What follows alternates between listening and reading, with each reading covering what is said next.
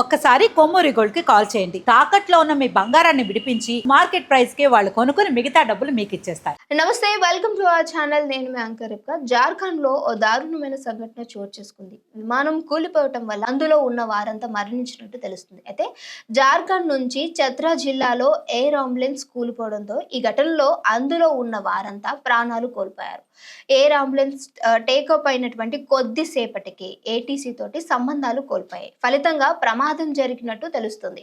ఇంతకీ జార్ఖండ్ నుంచి ఢిల్లీకి ఎయిర్ అంబులెన్స్ ఎందుకు వెళ్తుంది?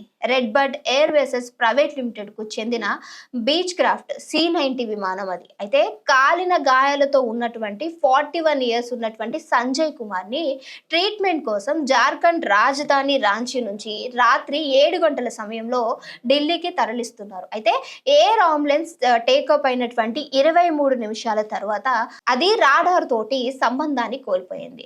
చత్రా జిల్లా సిరియా వద్ద అటవీ ప్రాంతం ఒకటి ఉంది. సో అక్కడ కూలిపోయినట్లు సమాచారం ఉంది.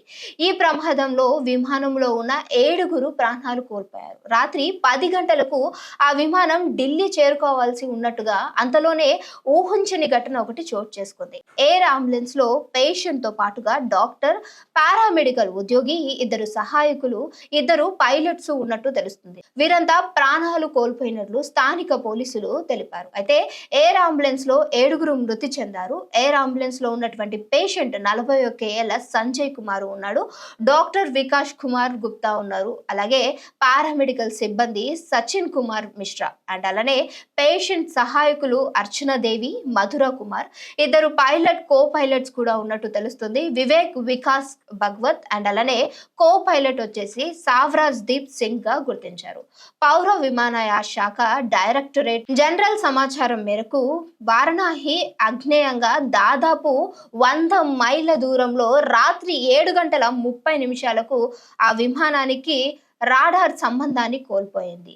లతేహార్ జిల్లాలోని చాంద్వాద్ ప్రాంతానికి చెందినటువంటి 41 ఏళ్ల సంజయ్ కుమార్ 65% కాలిన గాయాలతోటి బాధపడుతున్నాడు. దేవిఘ్న హాస్పిటల్లో చేరిన కుమార్ పరిస్థితి విషమంగా ఉండటంతో ఫిబ్రవరి 16న దేవ్ కమల్ హాస్పిటల్లోని జాయిన్ అయ్యాడు. అయితే ఆధునిక చికిత్స కోసం అతన్ని ఢిల్లీలో ఓ ఆసుపత్రికి తరలించాలని కుటుంబ సభ్యులు నిర్ణయం తీసుకున్నారు. ఆసుపత్రి నుంచి సోమవారం సాయంత్రం 4 గంటల 30 నిమిషాలకు డిశ్చార్జ్ అయినటువంటి కుమార్ అక్కడి నుంచి విమానాశ్రయానికి తరలించారు. అంతలోనే అనుకోని సంఘటన ఒకటి చోటు చేసుకుందని తెలుస్తుంది. అయితే ఆయన కాలినటువంటి గాయాలతోటి బాధపడుతూ ఉండగా అక్కడ చికిత్స ఇంకొంచెం మెరుగవుతుందేమోనని చెప్పి ఢిల్లీ హాస్పిటల్కి తరలిస్తూ ఉండగా ఈ ప్రమాదం చోటు చేసుకున్నట్టు తెలుస్తుంది. ఈ ఒక్క ప్రమాదమే కాదు, మనం గతంలో చూసుకుంటే చాలా ప్రమాదాలు కూడా ఏవైతే ఎయిర్ హోసెస్ కి సంబంధించి చోటు చేసుకున్నాయి. గతంలో కూడా మనకి 230 మందికి పైగా విమానం కూలిపోయి అక్కడ ఉన్నటువంటి వాళ్ళందరూ కూడా ఒకరు ప్రాణాలతోటి మిగిలారు. అందులో ఎక్కడైతే ఫ్లైట్ లో ఉన్నటువంటి వాళ్ళు మిగతా అందరూ కూడా చనిపోయినట్టు మనం గుర్తించాం. సో ఈ యొక్క ఫ్లైట్ అనే కాదు, సో రోడ్డు వాహనాలు కావచ్చు, చాలా కూడా ప్రమాదాలు జరుగుతూ ఉన్నాయి.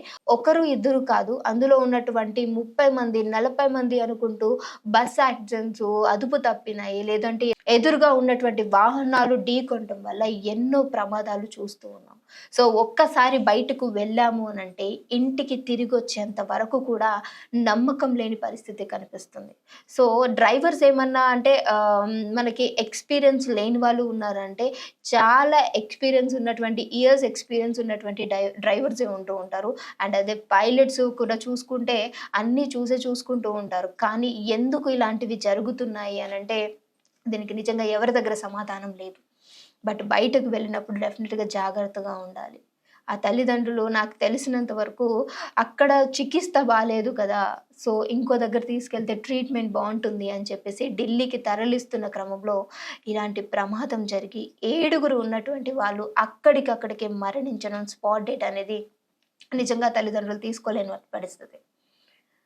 వాళ్ళు అనుకుంటూ ఉండొచ్చు, ఈ హాస్పిటల్లో ఉండుంటే బహుశా నా కొడుకు ప్రాణాలతో ఉండుండేవాడేమో అని. సో చూసారు కదా, నిజంగా ఈ విషయాన్ని చూసిన తర్వాత మీకేమనిపించింది అనేది మస్ట్ అండ్ షుడ్గా కామెంట్ చేయడం మర్చిపోకండి. సో బయటికి వెళ్ళేటప్పుడు బీ సేఫ్.